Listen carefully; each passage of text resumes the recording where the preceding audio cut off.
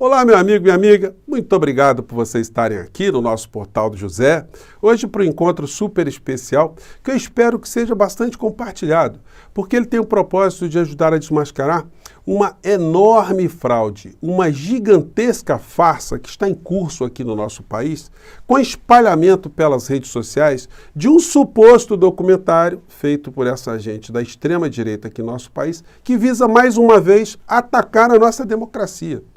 Desacreditar o poder judiciário, fazendo com que as pessoas que assistem esse tipo de material, entre aspas, tenham a ideia que o Brasil vive uma ditadura do judiciário que condena inocentes.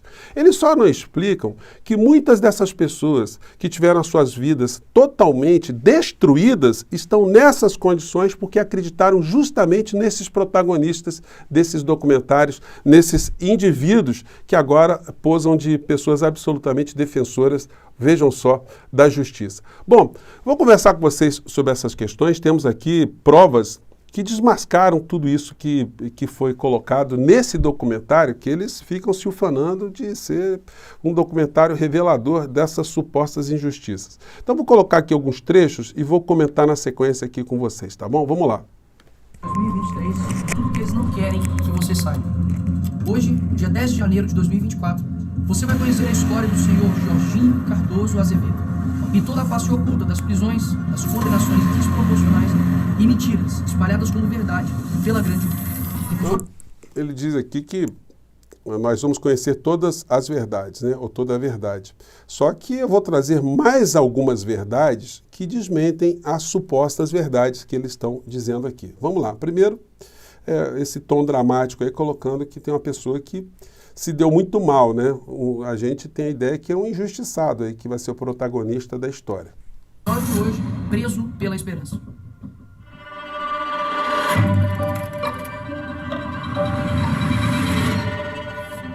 Imagino que você está casado há mais de 40 anos. Nunca passou um Natal sequer longe da família.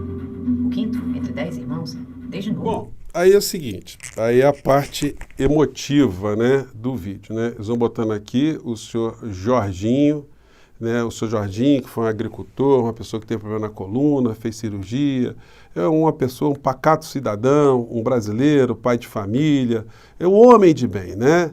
É o protótipo do homem de bem. E que agora foi condenado, né, está preso por coisas que ele não fez, que ele não tem a menor ideia, né? O que será que aconteceu com ele, né? Mais um trechinho aqui desse suposto documentário, né? Vamos lá. De 62 anos. Será que sentir essa dor, não somente a dor da prisão, mas a dor da falta da dignidade, do sofrimento, da exaustão física, mental, não seria pesado demais? Pior, a dor da ausência é gritante. O vazio dentro de... Quer dizer, é uma emoção, né? Todo mundo que é preso causa um dano muito grande para a família. A família, pô, não quer que tenha um ente querido, né, numa penitenciária. Bom. De casa, os filhos, os netos, sob olhares atentos o procuram. Nada encontram. A justiça diz que encontrou, mas se ela, cega pela parcialidade, voltou a enxergar muito mal. A justiça o prendeu para fazer justiça, mas acredite, há injustiça na justiça. O Jorginho representa um bode expiatório por uma decisão política, por um voto, por uma esperança. Bom, aí é o seguinte, então quer dizer, uma vítima, né, total, e aqui nesse frame aqui, eles colocaram a seguinte imagem com texto embaixo. A única fundamentação que o ministro utilizou para a condenação de Jorginho, pasmem, foi de que ele estava acampado no QG do dia 7 de janeiro de 2023. Vamos seguir aqui. Bom, isso é uma mentira absoluta porque, gente, eu tive o trabalho de ler todo o processo do senhor Jorginho e a condenação, a motivação da condenação. E não há em nenhum momento da peça, né, alguma menção que ele estava acampado no dia 7 de janeiro. Muito pelo contrário, a gente vai ver na sequência aqui. Mas as provas periciais da geolocalização do celular mostram que ele chegou em Brasília somente no dia 8 do 1 e que no dia 7 ele estava em Presidente Prudente, mas em nenhum momento se disse que ele estava acampado, né?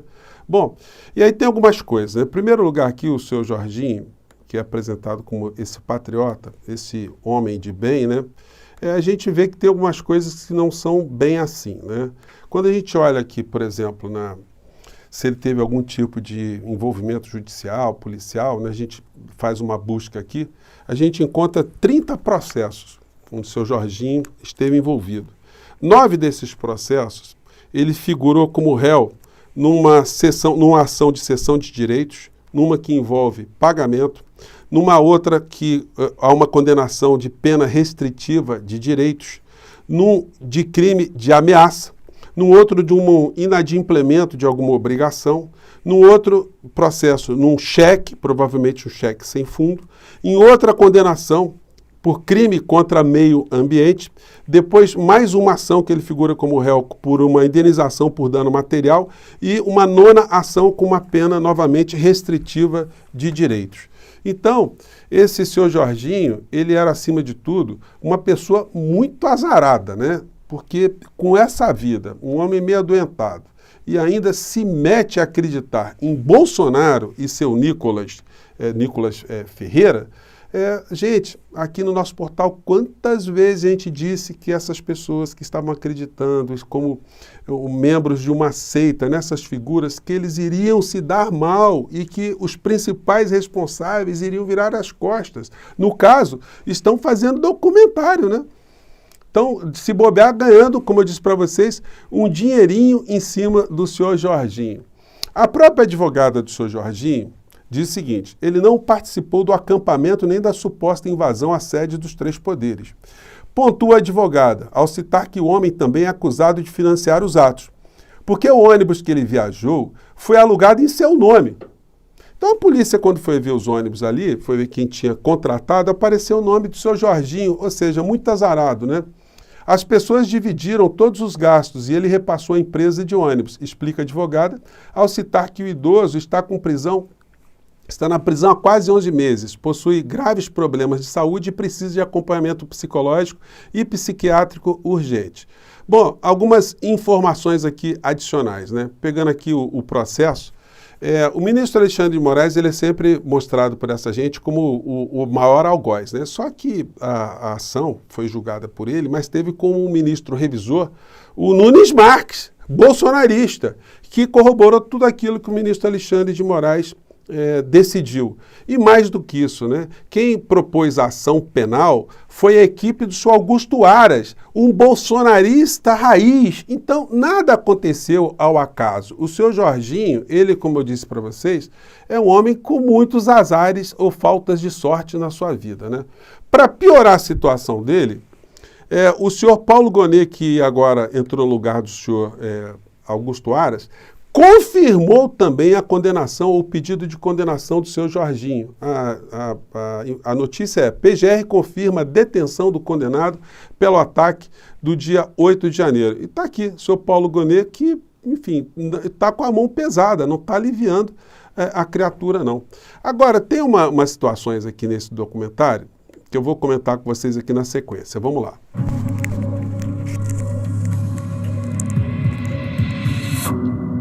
Até hoje não existem laudos que comprovem quaisquer participações. Não há imagens, não há nada vindo da perícia. Não há espaço para ouvir, só condenar.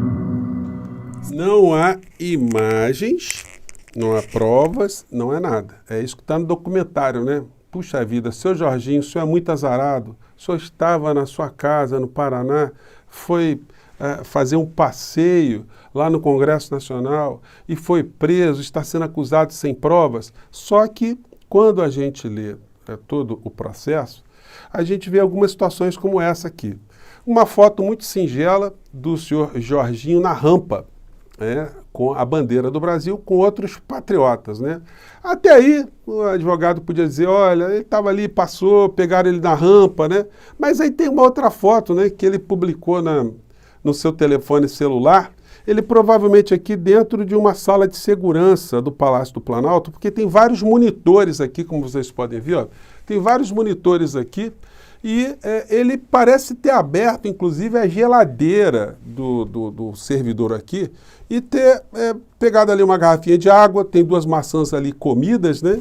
E, enfim, não é uma pessoa que parece que estava longe do quebra-quebra não, né? E aí, quando a gente examina mais algumas situações, a Polícia Federal, quando fez a dissecação do telefone celular dele, encontrou o seguinte: o réu em áudios afirmou que tinha resolvido não mais esperar o QG, o pessoal do QG, né? Que os golpistas iriam tomar pacificamente para depois realizar o ataque. Bem como não tinha pretensão de sair de dentro dos prédios públicos, em como teria exaltado a invasão com os seguintes dizeres: estamos invadindo o STF agora.